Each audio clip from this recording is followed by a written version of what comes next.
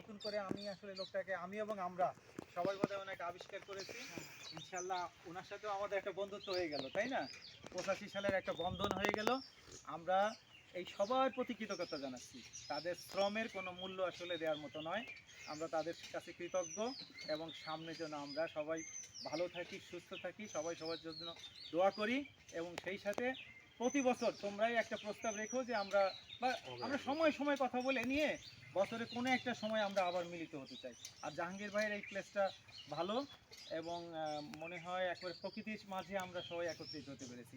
আর একটা কথা না বললেই নয়, আমরা কিন্তু অনেকবার 85 ব্যাচ আমরা মিলিত হয়েছি, কিন্তু এত সংখ্যক আমাদের বন্ধু বান্ধবী হাজির হয়নি, উপস্থিত হতে পারেনি।